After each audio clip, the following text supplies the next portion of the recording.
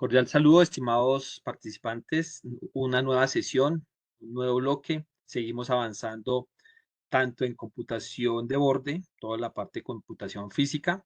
Ya estamos conectando las tarjetas al Bluetooth, al Wi-Fi. Sí, estamos haciendo conexión a la red.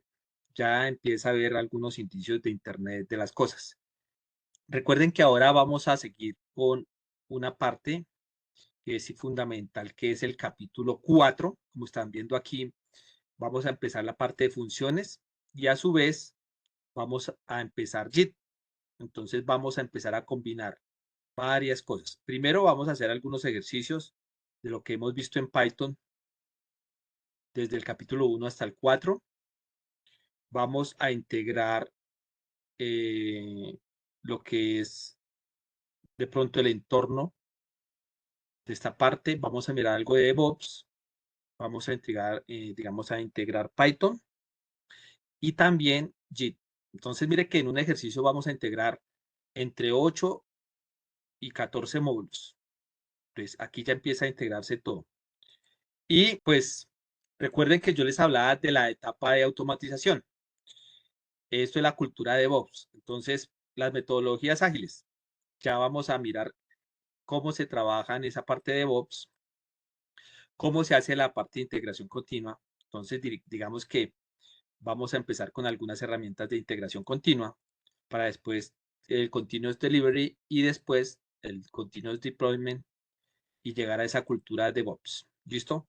Entonces, mire que ya empezamos a trabajar metodologías ágiles, que es un sprint de innovación que están trabajando ustedes prácticamente entre 4 y 5 semanas tienen que sacar el proyecto y en integración continua ya creamos el entorno y vamos a empezar con JIT.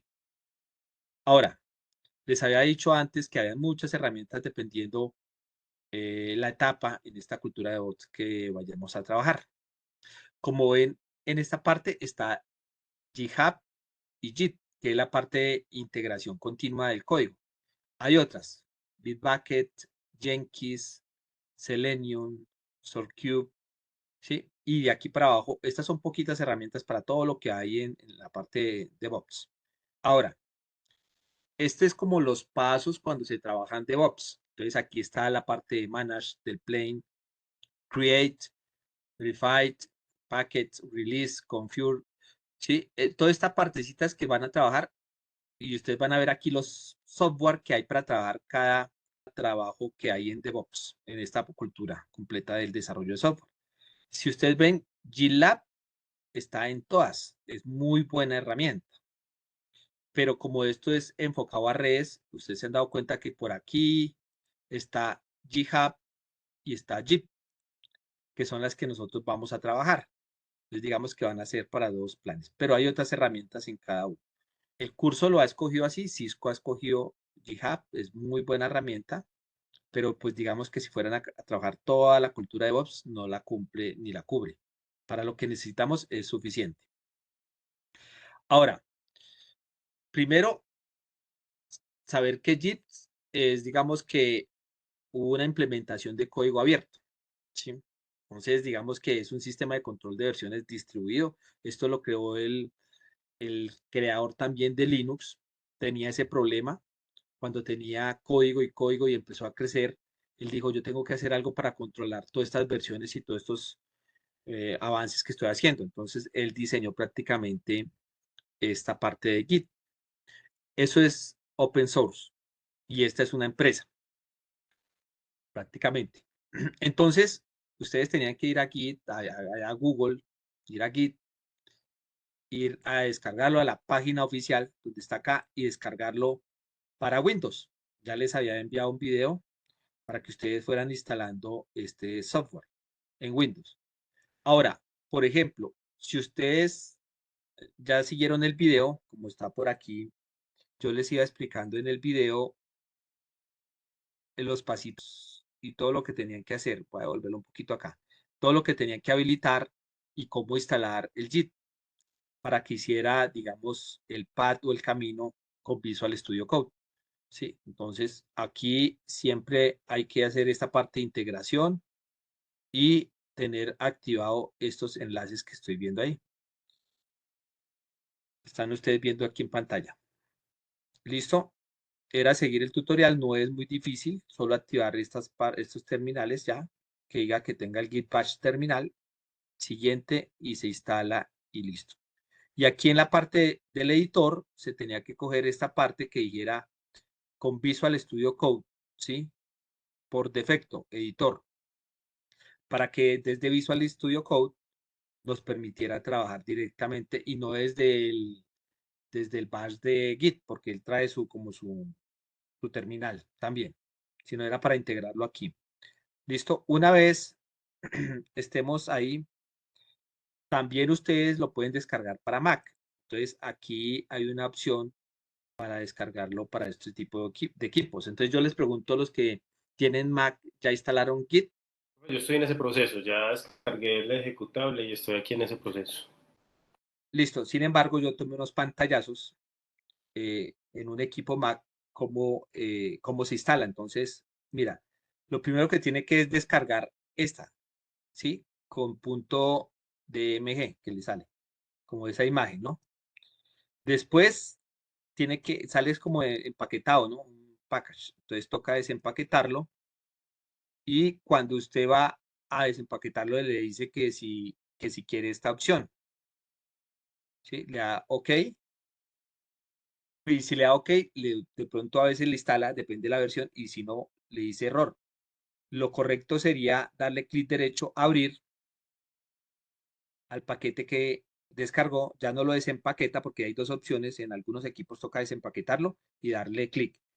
Y si no le funciona, ya no lo desempaqueta y le da abrir, clic derecho, open, y ahí sí ya le dice abrir, ¿sí? Ya no le sale la ventana de OK. Y una vez lee el open, pues le dice que instale.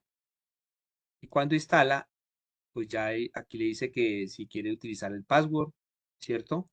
Y listo. Digamos que ese es como el pasito porque a veces uno lo descarga, lo desempaqueta, lo va a instalar como en Windows y no funciona. Le da clic derecho a abrir directamente y ahí funcionó. Digamos que esas son como las recomendaciones por si algo. Pero ya veo que uno lo instaló y el otro está en proceso. Entonces, como hay dos estudiantes con este tipo de equipos, pues por eso tomé estos pantallazos, ¿vale? Entonces, una vez tengan instalado Git, que es el que están viendo acá, que es el open source, también tienen que entrar a la cuenta de GitHub. Y GitHub es una compañía que en el 2018 la compró Microsoft por 7.500 millones de dólares. Por eso ahorita la inteligencia artificial que tiene, por ejemplo, Bing, pues tiene todos los códigos en repositorio que hay marcados en GitHub, porque GitHub es un repositorio de forma gratuita para subir solo código. Entonces ellos duraron muchos años prestando ese servicio de repositorio, subía uno el código y lo fueron, digamos, como limpiando, organizando, y cuando ya está demasiado grande esa compañía, se la vendieron a Microsoft. Microsoft con inteligencia artificial, con los modelos de generativos, lo combinaron y empezaron a entrenar estas máquinas con todo el código del mundo. Entonces, se imaginan todos los desarrolladores y todos los codificadores y todos los ingenieros que tengan cualquier tipo de código que lo subían a GitHub, pues ellos por eso nos daban como la parte de almacenamiento gratuito, ¿no? Entonces ellos iban ganando, pero después eso cogieron los mejores códigos y empezaron a entrenar las máquinas y ahí nació Copilot o Copilot, como quieras llamar. Por eso esta inteligencia artificial toma todos esos datos entrenados de gente muy profesional que ha sacado miles y miles de aplicaciones y por eso le va ayudando a desarrollar código. Este Copilot ahorita en julio lo van a mejorar y lo van a integrar a todo el Windows. No solo Copilot, sino todas las herramientas, sobre todo a nivel corporativo primero y después ya, digamos, a otras versiones. Ellos tienen como más cuidado, no porque no tengan la tecnología, sino porque manejan datos empresariales. Entonces, van a entrar allá en su Google, a GitHub, que es otra compañía. Recuerde que si estamos hablando de Git, lo vamos a instalar en el equipo para trabajar en nuestro equipo. Y GitHub es un repositorio en línea donde vamos a almacenar el código para compartirlo. Entonces, lo que hacíamos más o menos con los entornos que generábamos la lista de requerimientos, pues allí simplemente yo le voy a pasar un enlace y ustedes van a clonar mi código. Y entonces lo van a descargar solo con un enlace. Esa es la idea de empezar a concatenar, pues digamos, todas estas herramientas. ¿Sí? Una vez lo instalen allá en su página, pues tiene dos letras acá donde dice Sign Up, que es para registrarse por si nunca han tenido una cuenta, y Sign In, prácticamente si ya tienen cuenta, ingresa. ¿Listo? Esas dos lo van haciendo ahí mientras yo sigo explicando. Van generando su cuenta. Aquí le va a pedir que verifique el celular o, bueno, el correo y tienen una cuenta. No olviden la clave ni el usuario de esta porque la vamos a necesitar para pasarla desde Visual Studio Code cuando terminemos el código a el repositorio. Entonces, cuando nosotros ya hemos instalado la herramienta JIT es un sistema de control de versiones. Entonces yo les pregunto a ustedes, y me imagino que les ha venido pasando incluso con el documento de este diplomado, porque han entregado versión 1, versión 2, versión 3. Entonces, aquí vemos que podemos chequear los tipos de versiones, pero imagínense que yo tenga versión 1, versión 2, versión 3, versión 4. Y sin embargo, no solo tenga un archivo, sino tenga archivo A, archivo B y archivo C. ¿Sí? Pero inicialmente digamos que tengo yo un archivo, después otro archivo, otra versión, y después otro archivo en otra versión. Después digo, no, yo le voy a modificar y voy a guardarlo como otra versión, y después como otra versión, y después como otra versión. Y ahora sí tengo el final. No, pero me hicieron cambios, voy a hacer el final. Y el final del final. Y cuando uno va a mirar cuántos archivos de final, de final, de final tienen ustedes en un documento. Así pasa lo mismo en los documentos que ustedes van a trabajar en la parte de código. Entonces dice, este código me quedó bien, esta función me quedó bien y no queremos borrarla. Entonces, ¿qué estábamos haciendo nosotros? Nosotros la comentábamos, la voy a dejar ahí y a lo último empezaba como un desorden a generarse ahí. Sí, pero podemos ver las versiones. Entonces yo puedo ver que aquí tenemos las que están con una, digamos, raya continua y las que tenemos como punteado, la raya. Las que están con raya continua son un snapshot. ¿Y qué quiere decir eso? Que a través de las versiones yo podría tomar, bueno, snapshot traduce como instantánea, como cuando yo tomo una foto, ¿no? Sí, prácticamente es una instantánea. Entonces, mire que a través de las versiones con Git yo puedo empezar a tomar instantáneas, ¿sí? Y también puedo referenciar los links de las versiones en GitHub si ya las tengo. Entonces, lo más importante es identificar en qué versión estoy, en qué archivo estoy y si ya tiene instantánea o si ya tiene de pronto una versión, dependiendo de estos colores. Estos colores. Ahora, Git está organizado por 3 etapas y 3 estados. Las 3 etapas primeras son repositorio o directorio Git. Cuando yo instalo Git, va el programa, está allá, me genera un vínculo con Visual y ya lo puedo trabajar.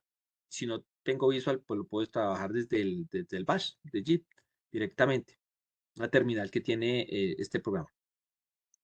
Y cuando yo lo voy a inicializar, o sea, yo empiezo a trabajar con Git con un comando que ya les voy a decir, lo que hace es que me genera un repositorio para poder aislar de mi computador todo lo que yo haga en código y poderlo controlar. Entonces, mire que ya estamos hablando. Mi computador, creamos un entorno virtual que ya lo hemos creado. Entonces, ese entorno virtual es como si yo, por ejemplo, colocara a alguien. Voy a poner un nombre. Voy a colocar a María. Entonces, a María yo la encierro en una habitación y al resto de estudiantes la encierro en otra habitación. Pero a la de María le voy a poner sellos, le voy a poner antirruido, le voy a echar candado y queda eso hermético. Entonces, si grita María, si golpea a María, si hace lo que sea en ese cuarto, los que están en el otro cuarto, que es el resto de estudiantes, no lo van a escuchar. Entonces, ¿qué quiere decir eso? que cuando yo creo mi entorno queda aislado. Y por eso yo puedo instalar paquetes. Ustedes vieron la vez pasada cómo se elimina un paquete, se instala un paquete, hacía todo y tenía mi lista de requerimientos y pasaba la lista y eliminaba todo el proyecto. O sea que ese entorno empieza a aislar todo mi sistema operativo y todos mis programas que están en el computador en un entorno. Entonces, ahora ya tenemos el computador, tenemos el entorno. Lo vamos a crear. Dentro del entorno abrimos una carpeta oculta que es el repositorio, o sea, el que está aquí. ¿Sí? ¿Para qué? Para controlar las versiones. Entonces ya no va a tener 10 archivos, sino va a tener varios documentos que me generan aquí librerías, bases de datos, bueno, todo lo que me genera al eh, crear el JIT para que me genere ese control de versiones. ¿Listo? Tiene una zona de presentación que se llama el staging area, ¿sí? O área, le dice, de preparación. Entonces ustedes lo pueden conectar. Cisco nos dice que es zona de presentación, que este se llama repositorio y que la última eh, directorio de trabajo, el último nombre se llama el Working Directory. Entonces, mire que hay ya 3 etapas para empezar a trabajar JIT. Uno, el repositorio inicial, el JIT Directory, que es cuando yo inicializo. Ahorita vamos a inicializar un repositorio. Dos, cuando empiezo a pasarlo al staging area. Y tres, cuando lo trabajo en el Working Directory. Digamos que yo empiezo a navegar entre 1, 2 y me puedo volver 1, 2 y me puedo volver. ¿Listo? Pero tiene 3 estados. Para Cisco es comprometido, escenificado y modificado. Y hay unos comandos para pasar de un estado al otro o devolverme, como están viendo aquí. Yo puedo clonar un repositorio, ¿cierto? Puedo hacer cambios en los archivos, ¿sí? Puedo almacenarlo y puedo hacer commits. Entonces, mire que ya hay un lenguaje que empieza a aparecer. Yo sé que yo diría que más de la mitad han trabajado JIT. Ahora, resulta que aquí tenemos el Working Directory. Y el Working Directory, digamos que es el directorio de trabajo donde yo estoy, y estoy haciendo un código con un comando que se llama guidat, lo paso al staging area, que sería donde es como si yo los pasara a un escenario y ustedes pasaran el escenario y cantaran y yo les tomara una foto.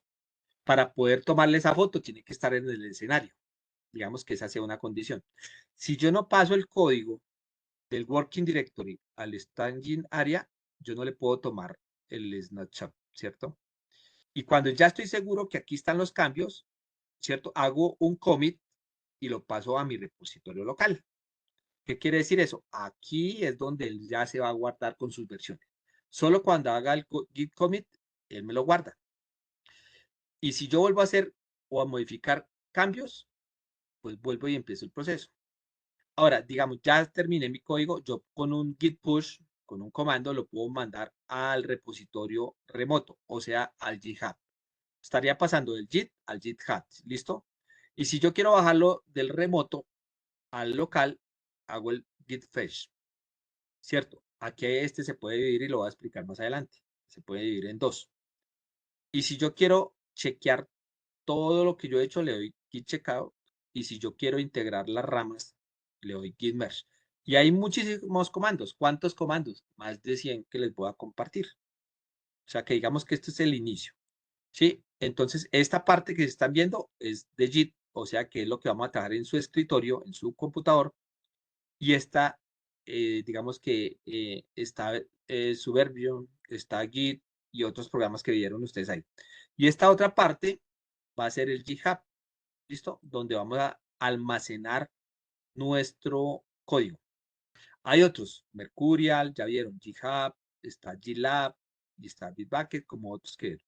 Pero entonces, el código final, cuando ya lo tengan listo en su computador, le hacemos un git push al GitHub, o sea, remotamente, y allá ese código queda almacenado. Y ese enlace es el que van a pegar en el documento. O sea que nosotros no vamos a, no, profe, tome la carpeta del código, no. El código debe estar en un repositorio de JIT y el enlace que esté público, ¿sí? Que eso pasa como una carpeta de Drive, un documento de Drive. Si no lo deja público, no lo podemos ver. Y en el momento de revisión del documento final o los jueces van a decir, no, acá no hay código, no cumple. Entonces, asegúrense que ese código, ese enlace y el código se pueda ver. ¿Listo? Entonces, ya al final, ustedes hacen este ejercicio, lo suben a GitHub y comparten el enlace en el documento. Eso es lo que vamos a hacer. ¿Listo? Y mire que aquí vienen el ciclo de vida del estado de los archivos. Entonces, mientras yo lo paso en un lado o lo creo, lo paso a un lado, le tomo la foto y después digamos que ya lo preparo, que son como los nombres. Tenemos 4 colores. Untracked, o sea, sin seguimiento. Cuando uno llega ahí, no ni siquiera ha inicializado el JIT. Cuando inicializa el JIT, me va a pasar a verde. Eso me maneja unos colores. Y verde quiere decir que está ¿qué? Con seguimiento, pero sin modificar. O sea que ya inicializó el control de versiones. Después, si yo hago cambios, me pasa automáticamente a amarillo. Y él me dice, lo están modificando. En modificar, más adelante les voy a explicar que eso trabaja en una parte de memoria RAM. Y si ya lo modifiqué y estoy seguro, lo paso al staging, ¿cierto? Área, y del staging área, pues ya lo paso al working directory prácticamente allá. Y eso lo paso con unos comandos. Pero entonces vamos a ver muy seguidamente 3 colores. Y cuando no lo he inicializado, está sin color. ¿Listo? Entonces, aquí son archivos sin rastrear y los colores rastreado, modificado y preparado, el rojo. Ok. Y cuando termina el preparado y lo mando ya, vuelve otra vez sin, digamos como acá, sin modificar. Vuelve a ver. Entonces, vamos a ir a Visual y vamos a comenzar con esta tarea. Voy a irme por aquí. Voy a irme por aquí. Voy a, bueno, van creando una carpetica. Yo voy a mirar aquí una que diga esta. Voy a eliminar esta. Porque por acá tenía, yo como tengo varios, vamos a empezar aquí. Continuar, continuar. Listo. Eliminemos esa carpeta que yo tengo por ahí. Listo, a ver qué me dice. Y entonces ustedes van creando una carpetica ahí. Porque como yo ya tengo unos activados, me sale como con color. Entonces voy a eliminar esto. Voy a eliminar esto. CLS. Listo. Voy a cd punto. Voy a listar como mi entorno. Mientras ustedes van creando ahí la carpetica, yo voy a eliminar esto porque como yo tengo aquí varios con JIT, entonces voy a tratar de eliminar todo esto. A ver si me lo deja eliminar. Listo. Y me voy a la carpeta y voy a eliminar esto. Listo. Para que se me desaparezca el color. Y voy a cerrar esto y lo voy a volver a abrir. Entonces, digamos que ustedes van ingresando. Listo. Ya se me quitó el color aquí prácticamente. Listo. Esta parte. Listo. Ok. Esta lo voy a dejar acá. Ok. Voy a cerrar todo esto. Voy a guardar, guardar, guardar, guardar. Es que quiero eliminar esta carpetica para volverla a crear. Yo ya no tengo una de Git. ¿Por qué no le pongo sesión 1213? Porque me queda muy abajo. La voy a poner por aquí con un nombre que me quede arriba. Entonces ya borré todo. Como yo tengo por aquí otros entornos y otros seguimientos a código, entonces me puede generar problemas. Entonces, usted estando aquí, van a crear su carpeta. Voy a crear una carpeta que se llame nueva. Por ejemplo, JIT. Ok. Y ya me apareció aquí vacía. Listo. Voy a cerrar esto, esto y se va. Entonces, manito arriba si ya todos estamos ahí con la carpeta. Ok. Listo. Entonces ya estamos en Visual y hemos creado una carpeta. No tenemos nada más. Entonces yo voy a ir aquí, archivo, terminal, y le voy a dar nuevo terminal. Y lo que voy a hacer es entrar a la carpeta. Entonces, como yo estoy aquí en la carpeta mayor aquí, que se llama diplomado, y creo una nueva carpeta, le voy a dar CD, JIT, y ya estoy en JIT. Listo. Y si le doy LS, no tiene nada, no me muestra nada. CLS para borrar y entramos a la carpeta. Entonces aquí lo que vamos a hacer es comprobar si ustedes ya tienen el JIT bien instalado. Entonces le vamos a dar, por ejemplo, JIT, en este caso versión, para ver si les sale la versión. Y les tiene que salir una versión. Entonces verifiquemos si el JIT está funcionando, si lo instalaron. Y me mandan pantallazos.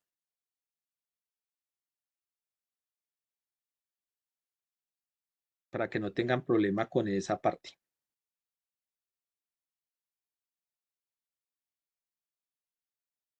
La gran mayoría ha trabajado JIT, ¿cierto? Yo creo que sí. Entonces no hay problema. Pero hay No, profe, la muchísimos. verdad, yo estoy nuevo en el JIT. Bueno, no pasa nada. Vamos a empezar de cero. Así que lo importante es que si saben algo o no saben, sí, al final, mire, manejar JIT profesional es complicado por tanto comando. Pero para lo que nosotros necesitamos aquí, lo voy a explicar, suficiente. Yo veo que aquí ya están las versiones y todo. Entonces, hagamos esa partecita a ver para empezar todos al tiempo aquí.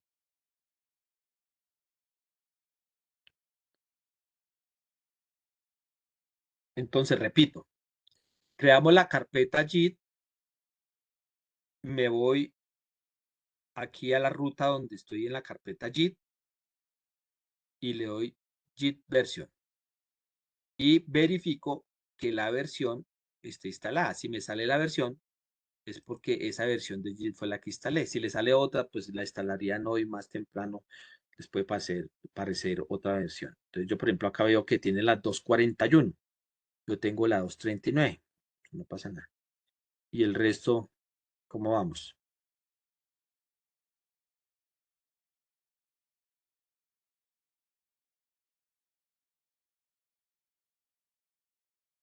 Listo, por acá tienen eso, la 241. Casi todos, si la instalaron hasta ahora, creo que la última la 241 por lo que estoy viendo.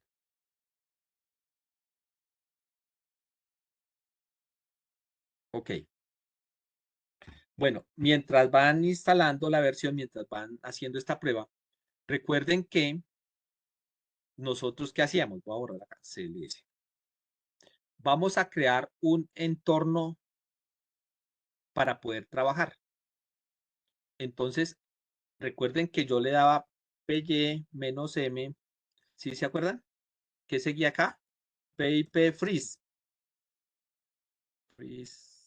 Listo. Creo que es con doble E. Ah, no. Freeze. Saca. Freeze. Si no estoy mal. Listo. Entonces, yo miraba la lista de requerimientos. Con esta me tendría que salir la lista de requerimientos de lo que tengo todo acá. Mira, tengo un montón de cosas. Listo. Pero con eso compruebo que está instalado el freeze. Listo. Era como para recordar ese comando. Y ya entro con el comando de py-módulo, ¿cierto? Guión módulo. Y aquí le doy virtual environment. Voy a recordar, separado virtual environment. Y el nombre de mi entorno. Vamos a ponerle proyecto 1, como si fuera el primer proyecto. Y voy a crear el entorno. Entonces recuerden que, mire que mi carpeta está vacía y estoy dentro de JIT. Cuando le doy enter, él se demora un momentico ahí y me empieza a crear, vea, todo lo que empieza a crear acá. Librerías, el script, mire que todavía no me ha creado la ruta. Él se demora un momentico y empezó a crearme ya. Me creó la ruta, me creó todo lo que necesito para mi entorno, para trabajar. Eso siempre lo van a tener que hacer. Como ya estoy ahí, recuerden que yo tengo que entrar a la ruta de script y activarlo con Activate. Entonces, como yo estoy en JIT, le doy CD y voy a entrar ahora a la carpeta que se llame, después de JIT está proyecto 1, CD, proyecto 1.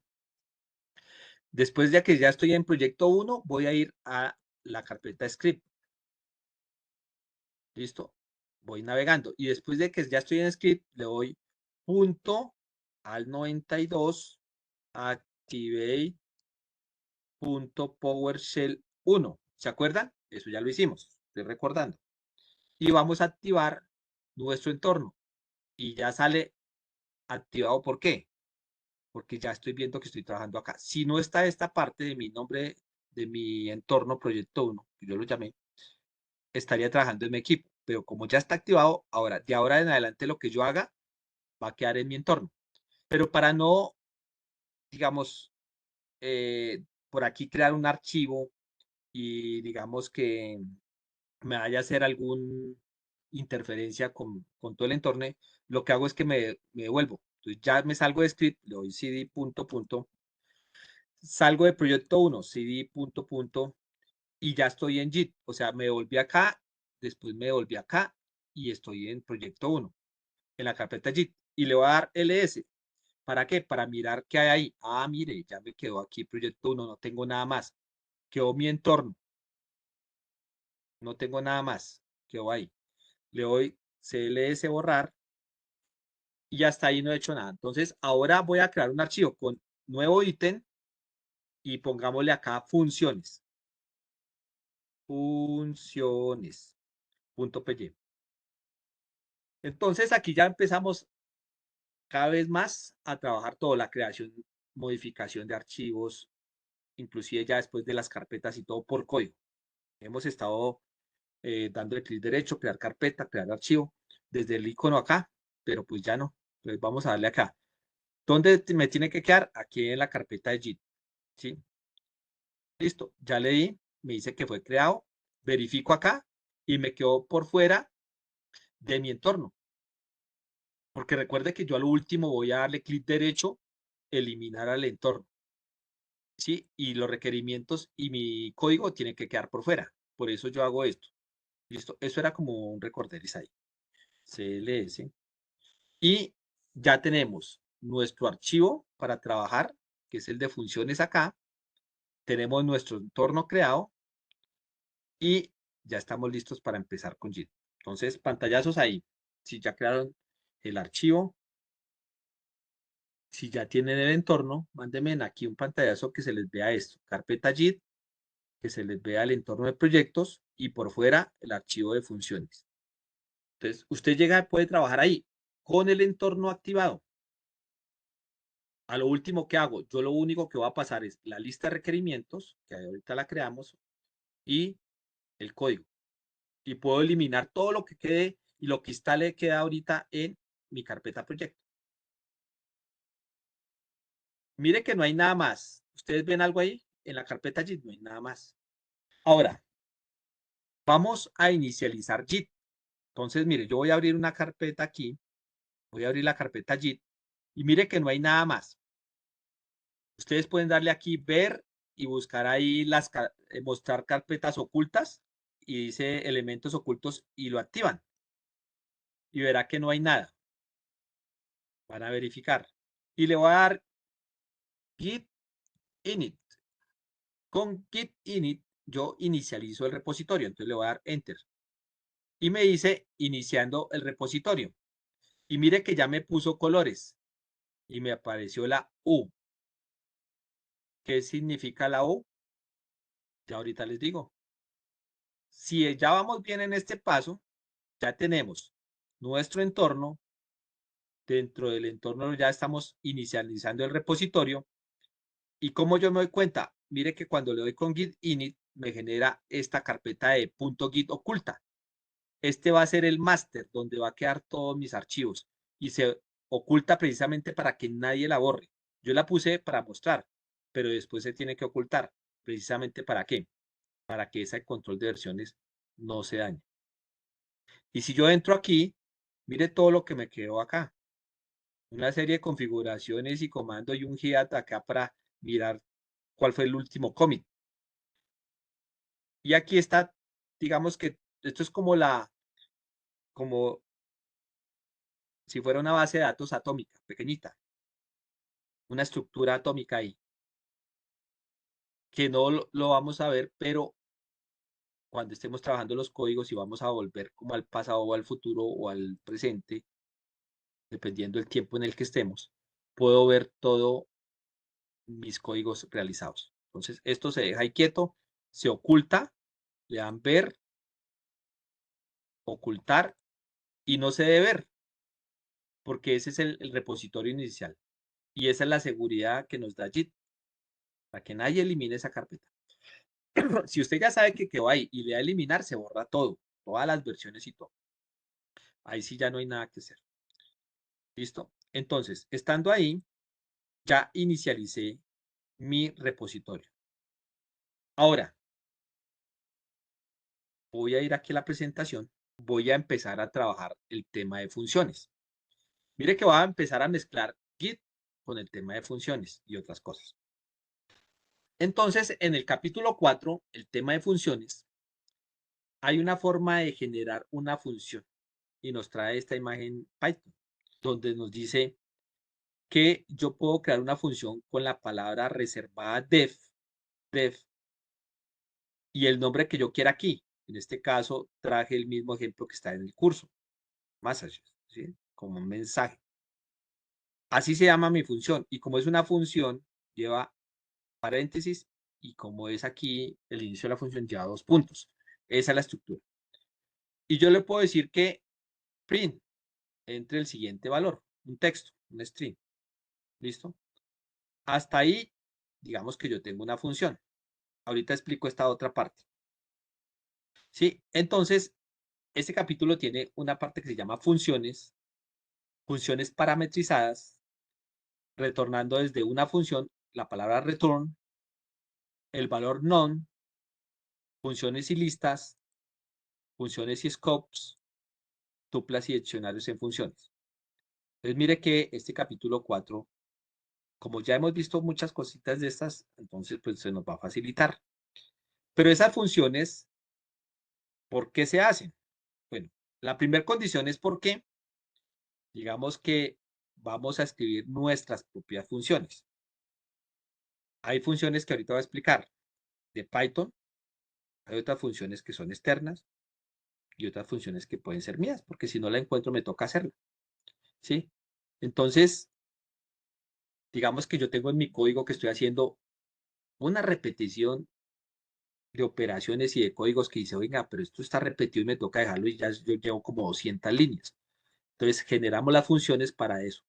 Primero, para organizar el código, para mejorar todo eso. Ahora, también hay una segunda condición.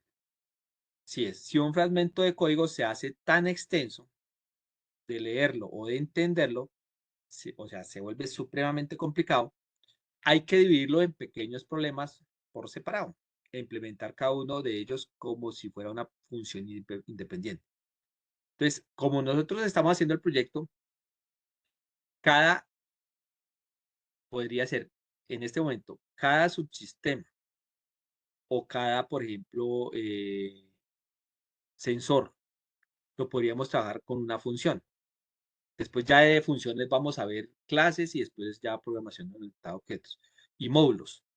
¿Sí? Entonces, este es un elemento que va a tener un módulo, que son las funciones. Entonces yo voy separando aquí, como ven, del A a B, lo separo, porque digamos que si lo tengo unido, ese problema es grande y no sé cómo resolverlo, entonces lo separo en funciones. Y si tengo 3, separo en 3.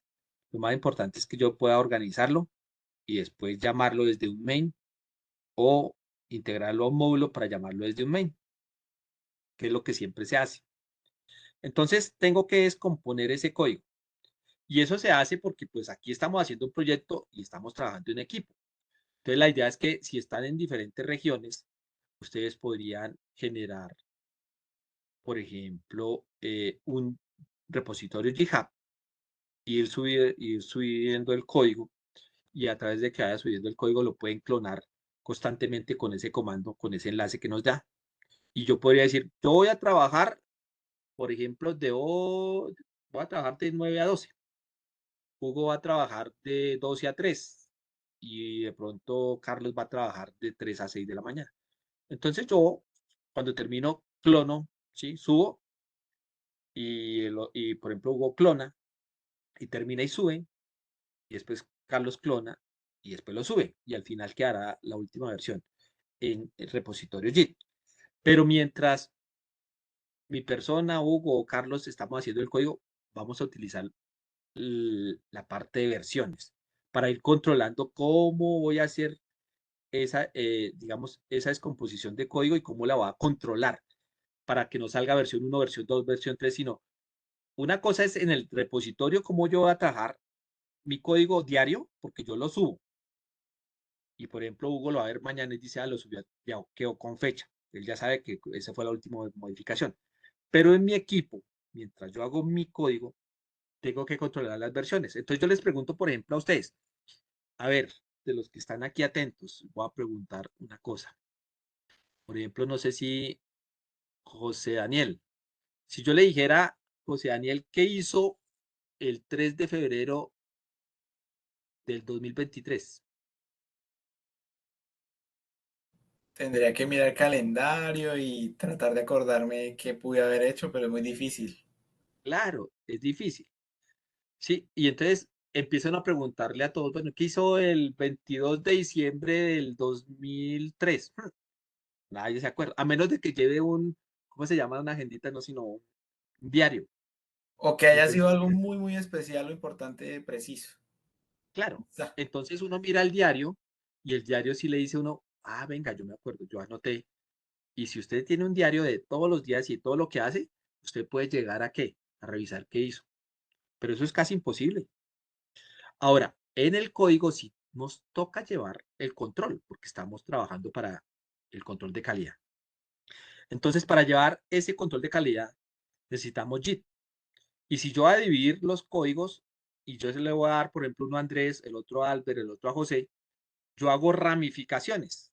Ya le voy a explicar. Y esa ramificación, y yo le digo, bueno, Andrés haga el sensor de movimiento, José Daniel haga el sensor de distancia y Albert me hace, por ejemplo, el sensor de sonido. Y cada uno hace su función de su sensor y a lo último hacemos un merge y los unimos los tres, ¿sí? Para generar un código. Y cuando ya lo subamos tres, podemos subir un solo repositorio ya. Y es el que vamos a entregar, un ejemplo.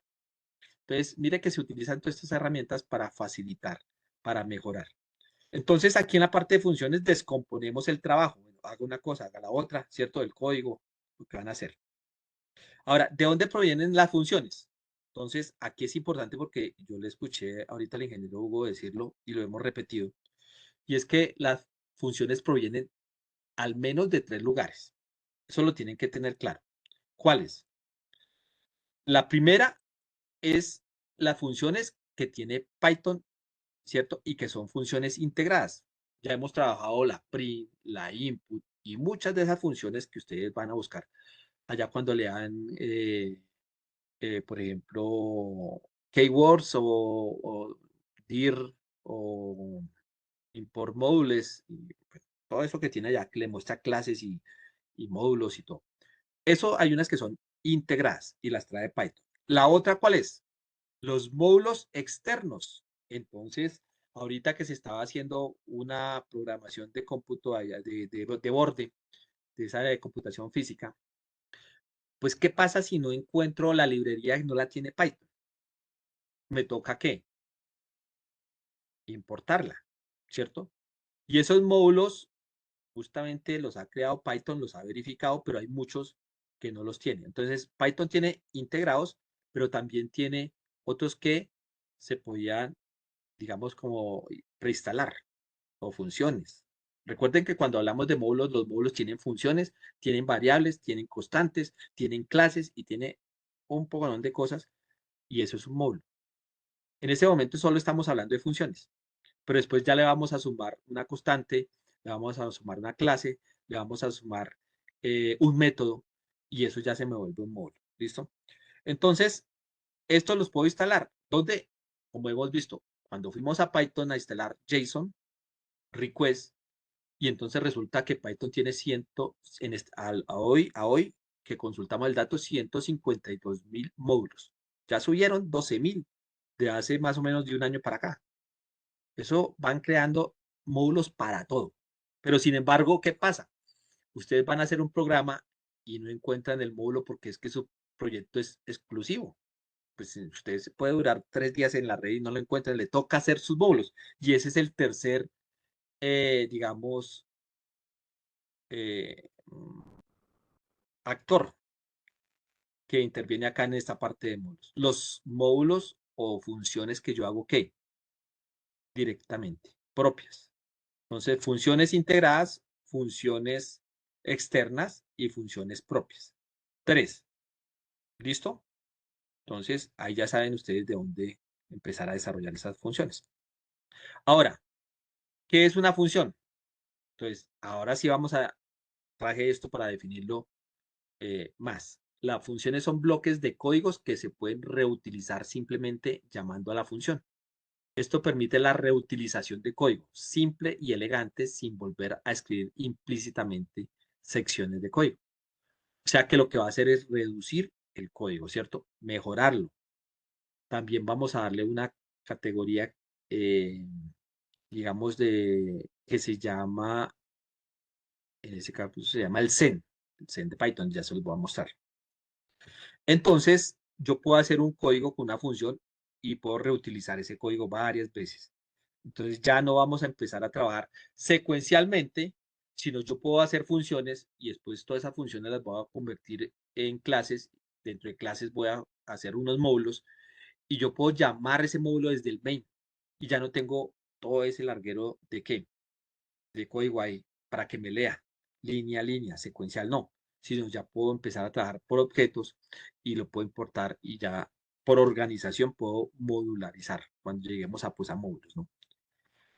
Entonces, usted puede utilizar ese código varias veces, que sea legible y que tenga parámetros que devuelvan valores. Ya vamos a ver esa parte. Entonces, esa parte de la función es ahí. Hay 4 tipos de funciones básicas. Las construidas, que acá hay un enlace, yo se los envío ahorita por Telegram, donde están todas esas funciones que ustedes pueden mirar cuando necesiten algo, ¿sí?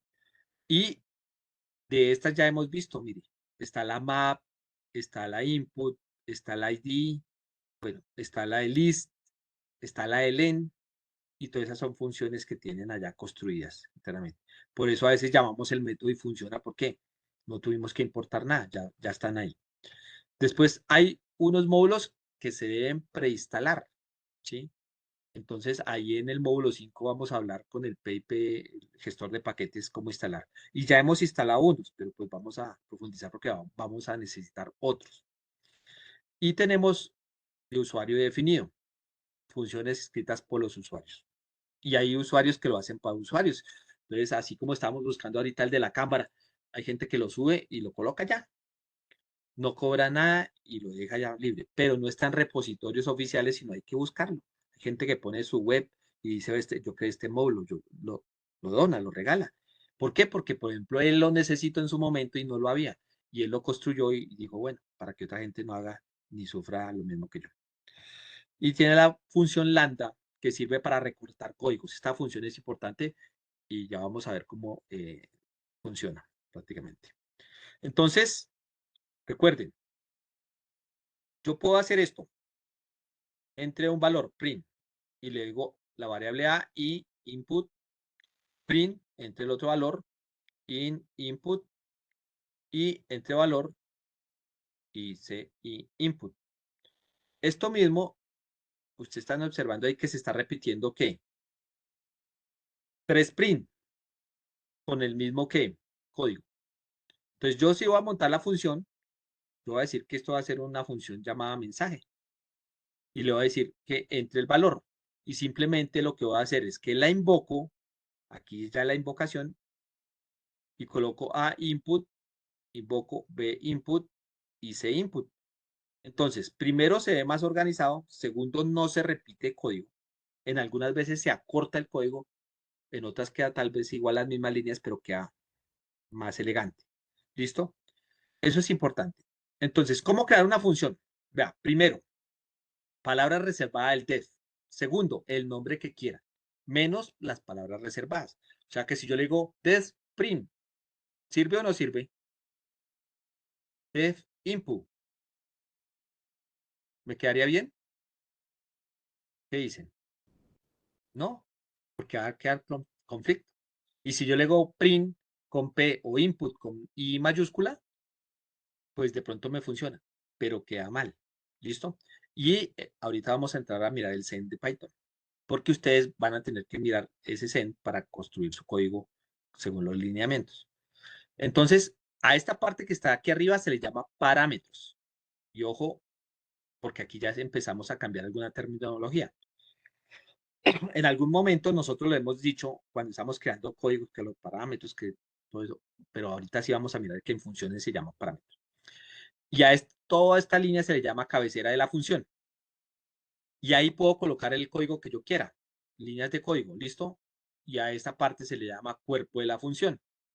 Y después de que ya tenga el cuerpo de la función, puedo utilizar la palabra return para retornar el valor, y donde dice valor puedo colocar cualquier función o cualquier, sí, una función print o un valor, ya sea un dato, que sea, un string, lo que yo quiera retornar.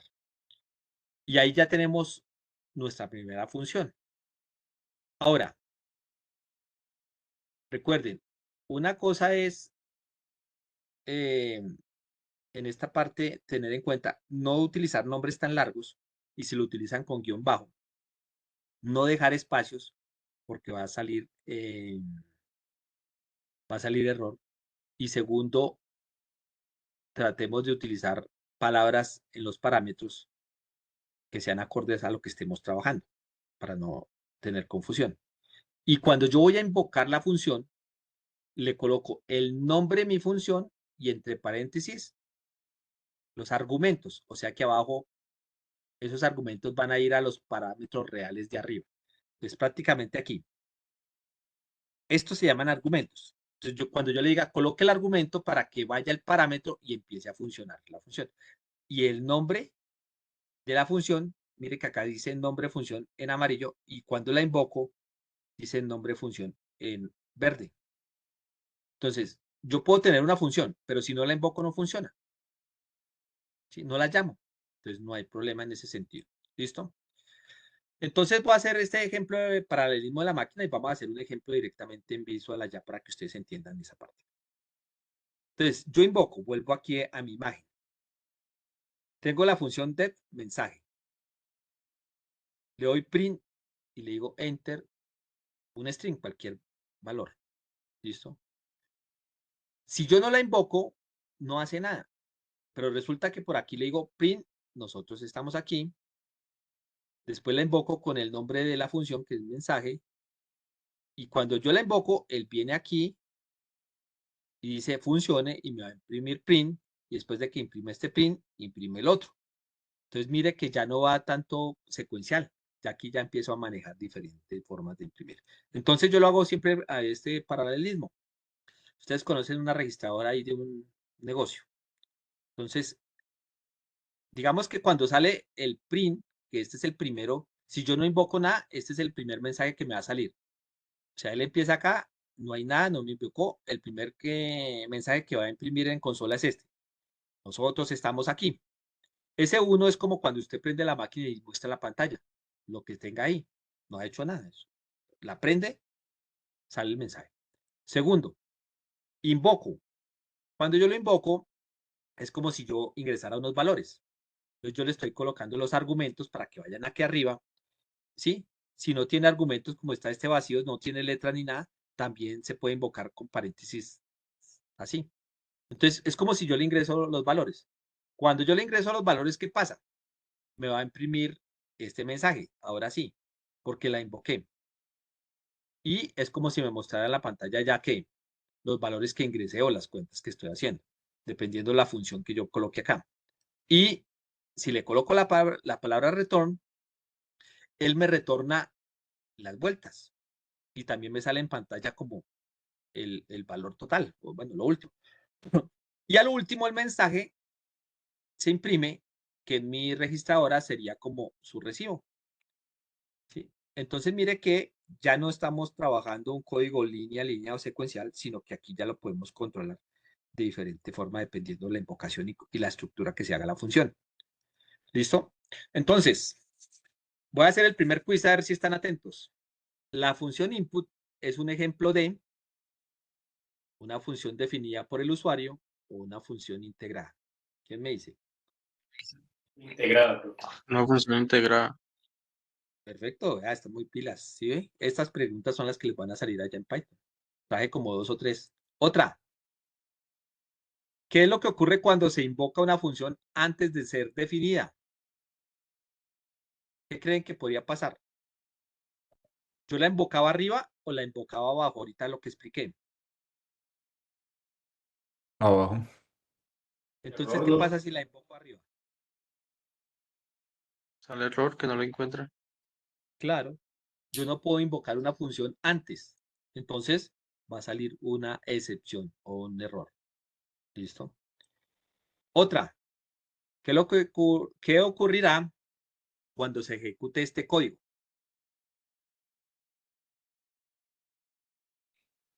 Sale error porque ella no está pidiendo parámetros y le estamos enviando un parámetro. Claro, mire, no hay parámetros y yo le estoy dando un argumento. Entonces, va a salir error. ¿Listo? Porque si aquí arriba no tiene una letra o algo y yo le coloco un argumento, cuando vaya a buscar a dejar el espacio de parámetros no lo hay. Entonces va a salir error. ¿Listo? Esta. Entonces resulta que hay funciones con 2 parámetros. Vamos a mirar esta. Hago mi función, imprimo number y la invoco. ¿Cuál sería la respuesta a esta? ¿Estaría bien la función?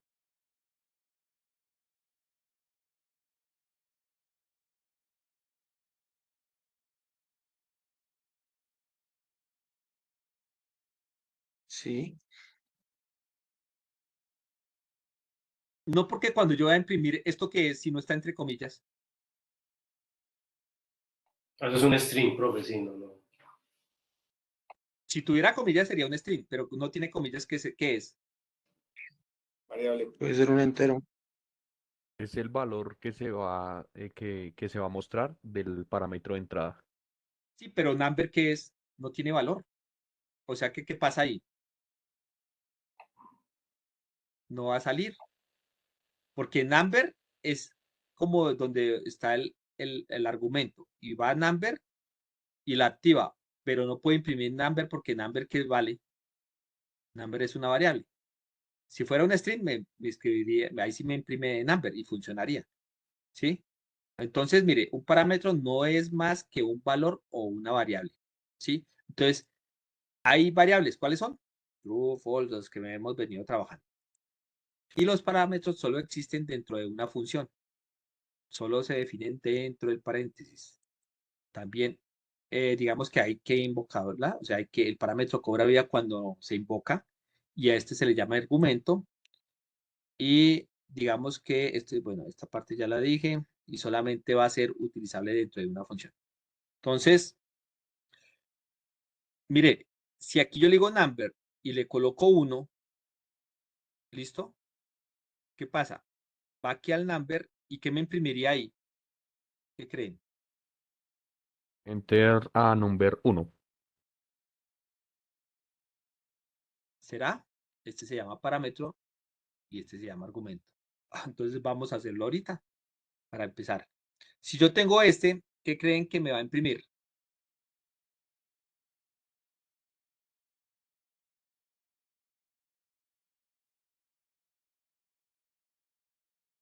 Uno,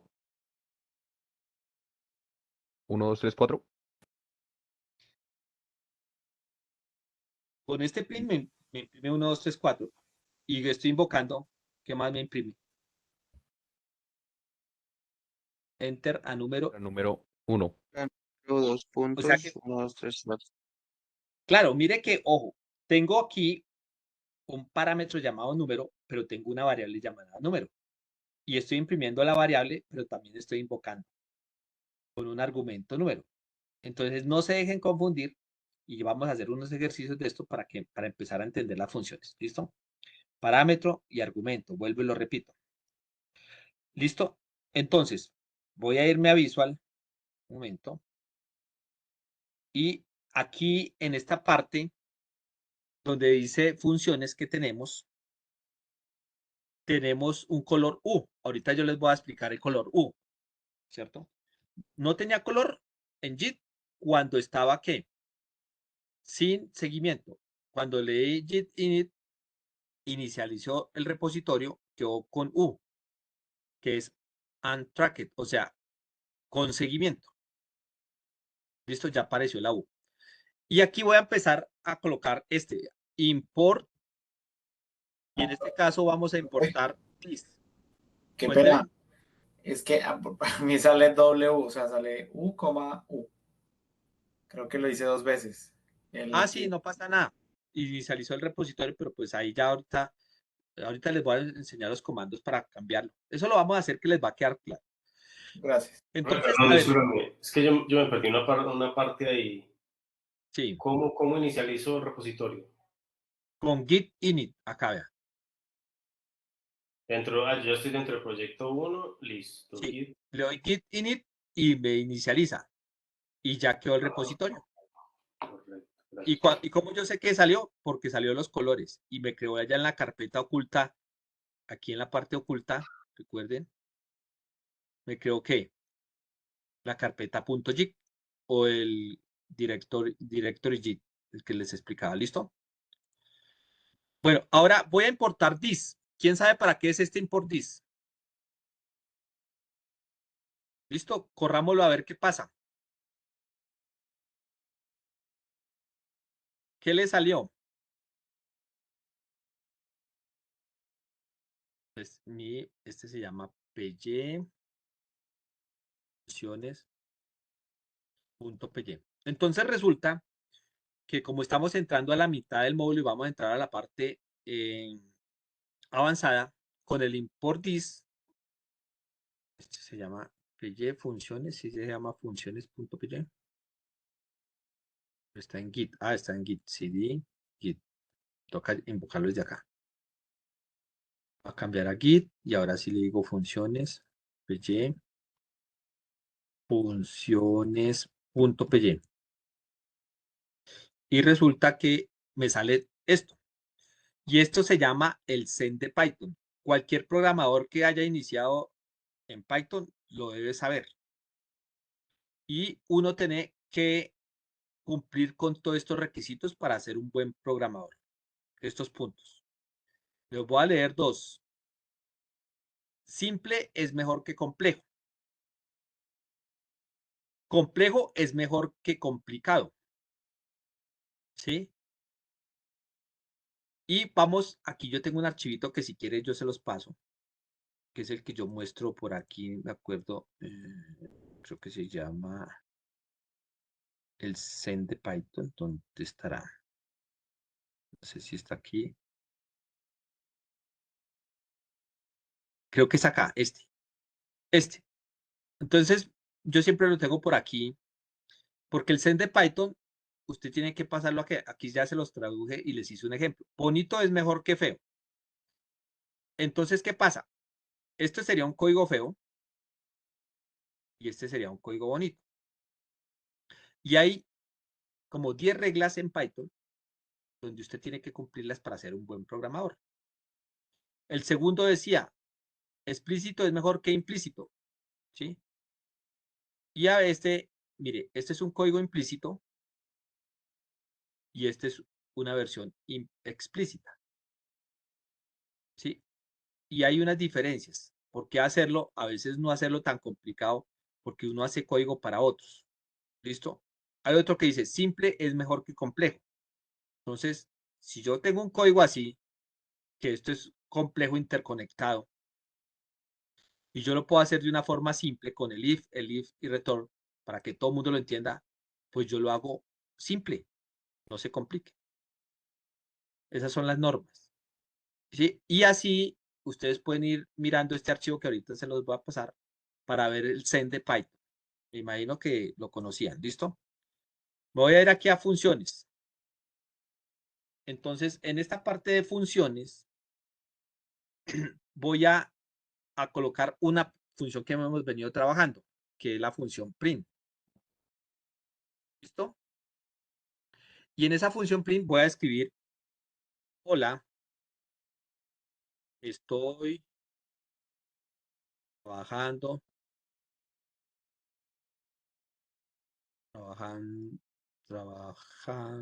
sí, yo que dice aquí, trabajando.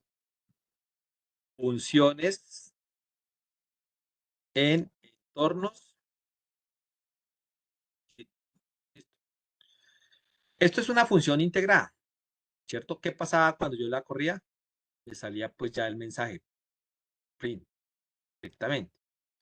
Ahora, yo puedo hacer una función con una función print. O sea, voy a hacer una función mía con una función print. ¿Cómo es la palabra reservada? Def.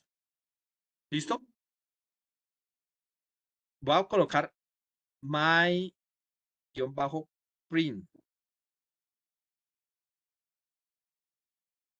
My-print. Como es una función, abro y cierro. ¿Listo? 2 puntos. Y aquí voy a escribir print. Print. Y en este caso, dentro de ese print voy a decir, esta es mi función. Función. Listo, perfecto. Esta es mi función. Y aquí voy a darle otro print. Print. Yo voy a decir, esta es mi función de nuevo. Comillas. Esta es mi función. Nuevo. Listo. Y ya, tengo mi primera función con una función integrada. Listo. Si yo la corro, no pasa nada. ¿Por qué? ¿Por qué no salió acá los print? ¿Quién me dice? Porque no estoy llamando la función. No la invoco. ¿Cómo la invoco? El nombre, ¿cierto? Que sería myKey. Print. Listo. Acá está myPrint. Y como no tiene parámetros, no le coloco argumentos. Listo. Y ahora sí la voy a correr. Y ya me salieron los 2 mensajes. Entonces, solo hasta que la invoque, ¿qué pasa? Me funciona. ¿Listo? Ahora, mire qué sucedió. Yo lo tengo en color verde. Como estoy trabajando en Git, ¿sí? Aquí, mire que cuando yo cerré y salí, mi entorno, ¿qué pasó? Quedó por fuera. Entonces voy a entrar aquí en Git, rápidamente CD proyecto. Eso hay que estarlo revisando porque a veces uno se sale. CD script rápidamente. Listo. Y voy a activar punto activate al 92. Activate punto PowerShell 1. PowerShell 1. ¿Qué pasa? Como yo me fui para otro archivo y cerré y todo, entonces hay que estar atento para estar trabajando allá. Listo, ya estoy aquí. Entonces me salgo nuevamente cd punto punto, vuelvo otra vez cd punto punto y vuelvo a estar en la carpeta Git. Voy a borrar CLS y ya está. Ahora sí, voy a hacer un cambio. Ya no le voy a escribir mi función. Esta es mi función, sino esta no es mi función. No, no es mi función. Si yo le doy archivo guardar como, listo, y digo reemplácelo, bueno, gracias, perfecto. Ya quedó guardado en mi computador. Ahora, yo estoy trabajando dentro del proyecto y estoy trabajando con el repositorio iniciado porque ya tiene colores. Ahora lo voy a pasar para el staging area. ¿Cómo lo paso? Con git add, pero antes de dar git add, le voy a dar git status. Git status. Y resulta que me salió el color rojo. O sea que mi proyecto, aquí, mi archivo que se llama proyecto y mi archivo que se llama funciones está en rojo. ¿Sí? Ahora, ya ahorita les muestro los colores.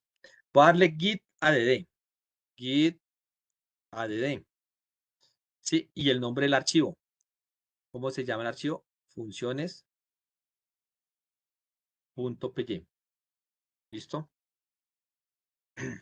¿Hasta ahí vamos bien o no? ¿Van entendiendo qué estamos haciendo? Le voy a dar Enter. Perfecto. Mire qué pasó. Me pasó de la letra U a la ¿qué? A la A. Significa que fue añadido. O sea, add. ¿Listo? En inglés. Añadido. O sea, que ya está o sea, inicializado con seguimiento. Aquí ya quedó añadido. Listo. Ya quedó añadido. Ahora le voy a dar otra vez git status para verificar. Listo. Ah, acá está mi proyecto. Está mi proyecto todavía en rojo. ¿Sí? Ahora, para guardarlo, porque si yo lo pasé al add, lo estoy pasando al área staging area. Prácticamente lo que estoy diciendo ahí es que estoy con seguimiento de mi local, lo paso a la memoria para trabajarlo. Y digamos que si me da por cambiar otra vez esto, no, es que ya no quería no, sino, por ejemplo, voy a ponerle sí. Esta es, no es. Esta es mi función. Y le voy a dar guardar. ¿Y qué pasó ahora? Con cualquier cambio, pasó a la letra ¿qué? Esa M es de modify o de modificado. Cualquier cosa que le haga a mi código, él me lo va a estar haciendo en seguimiento en tiempo real. Ya dijo, quedó modificado. Si yo lo modifico, tengo que pasarlo al staging area. ¿Con qué código? Con git add y el nombre de mi archivo, funciones. Uy, profe, qué pena. Entonces, ¿Puede volver a decir el código para pasarlo a M? no, a M yo modifico yo le cambié acá mi código. ¿Listo? Yo simplemente lo modifiqué. Espere, le doy un poquito control menos. Ahí para que se vea. Entonces, mire. Esperen, les termino este ejercicio y mañana lo repetimos. Pero no se preocupen en digitar, sino que me pongan cuidado y después yo les voy a explicar a fondo qué significa esto, porque si no han trabajado, pues no lo van a entender así de una. Entonces, yo lo que estoy haciendo aquí prácticamente fue lo que vamos por acá. Voy a mostrarles aquí. Entonces, la primera vez que les expliqué esto no lo entendían. Entonces, yo abrí mi archivo y está sin seguimiento, no tenía color. Le hice git init y paso a ¿qué?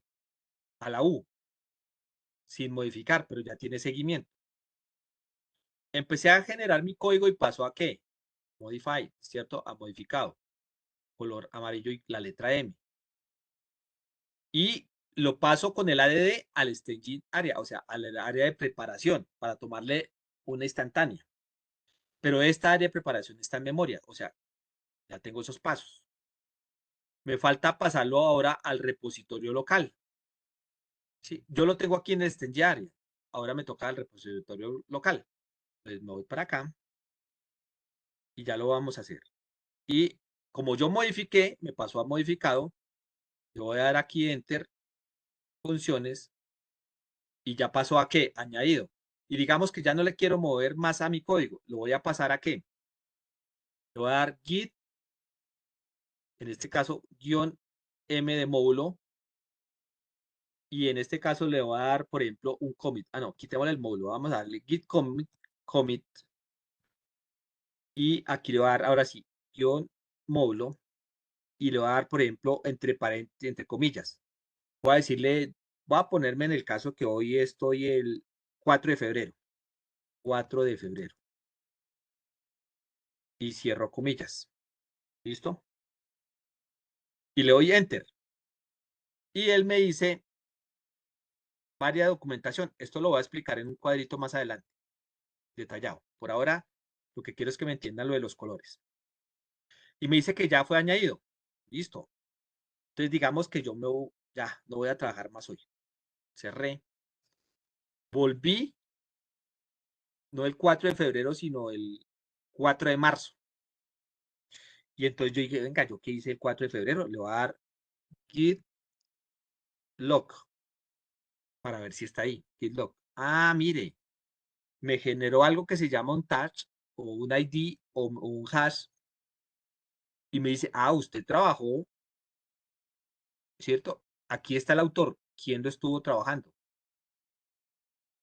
¿Y cuándo fue la última vez que lo modificó? Ah, el 4 de febrero. Ah, perfecto. O sea, ya empiezo a devolverme.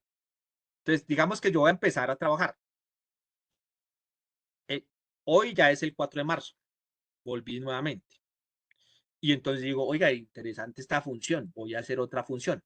Pero entonces yo voy a colocar acá un numeral. Y mire qué pasa con la letra cada vez que yo empiezo a modificar acá.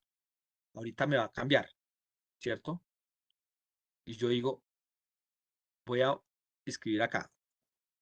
Numeral, numeral, numeral, numeral. ¿Listo? Numeral, numeral, numeral, numeral. Ahí. Y aquí voy a decir que voy a hacer una función print con multiplicador. Otra función. Entonces, mire que les voy a ir explicando el tema 4, pero vamos a controlar las versiones.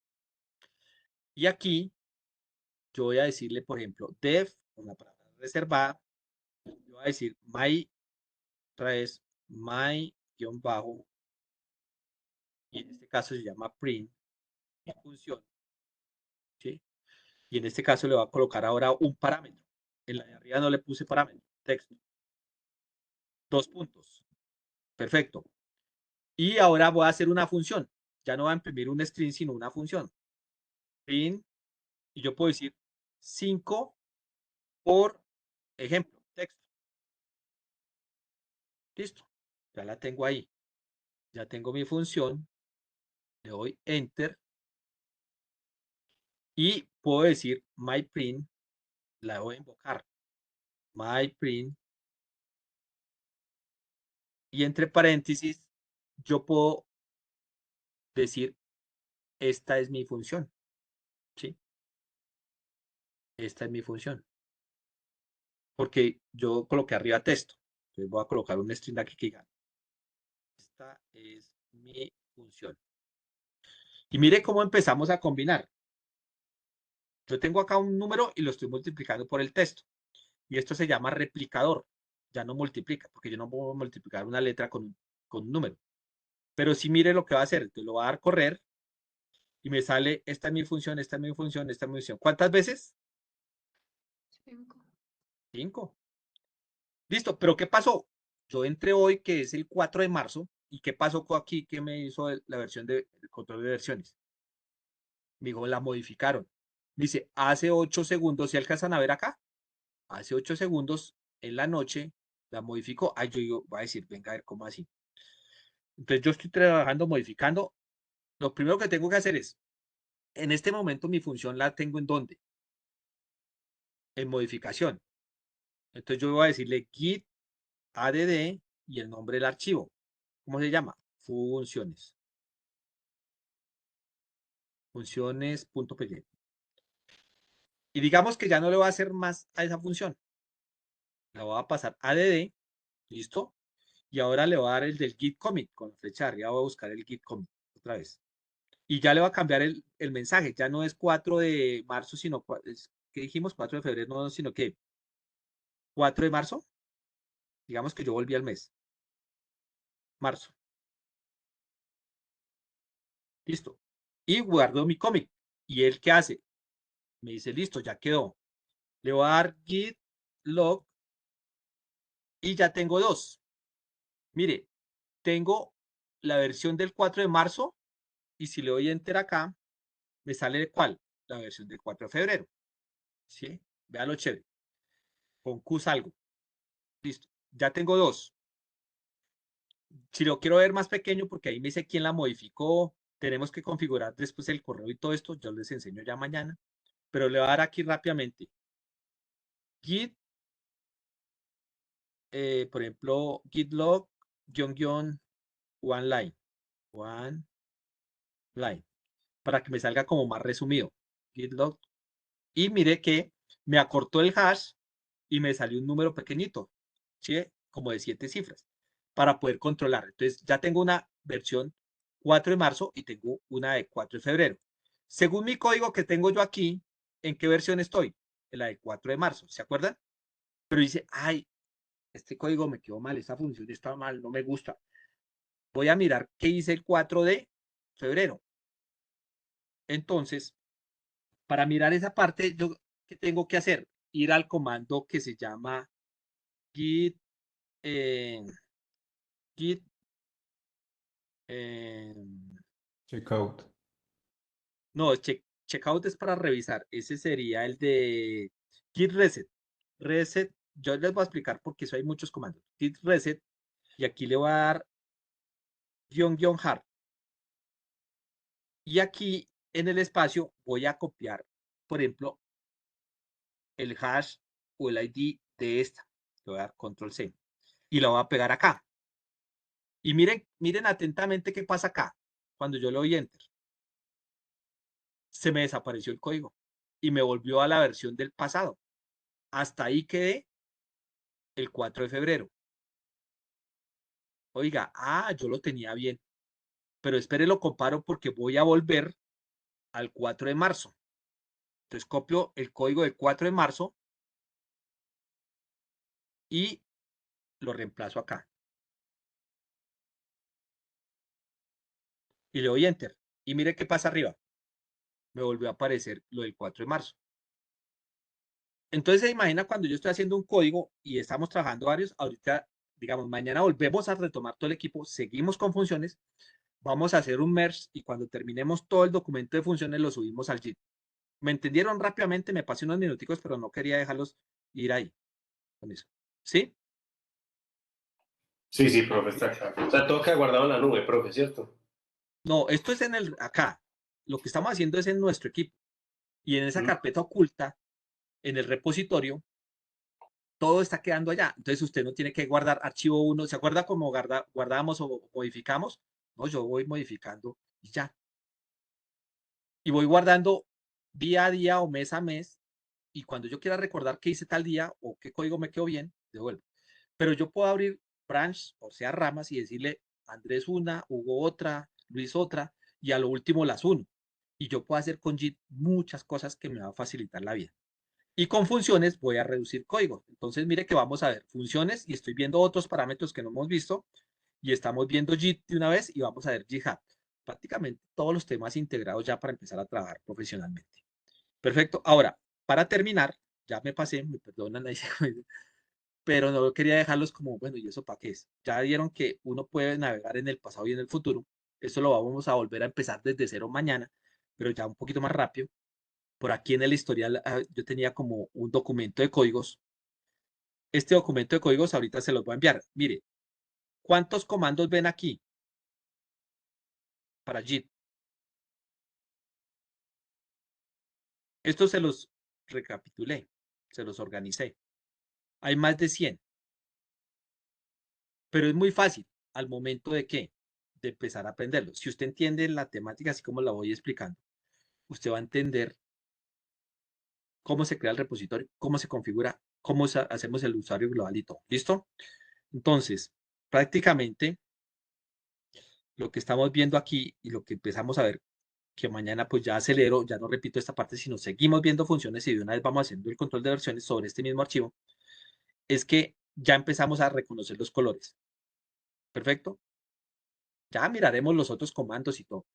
Ya lo voy a explicar. Bueno, eso ha sido todo. Entonces, muchas gracias. Nos veremos en la siguiente sesión.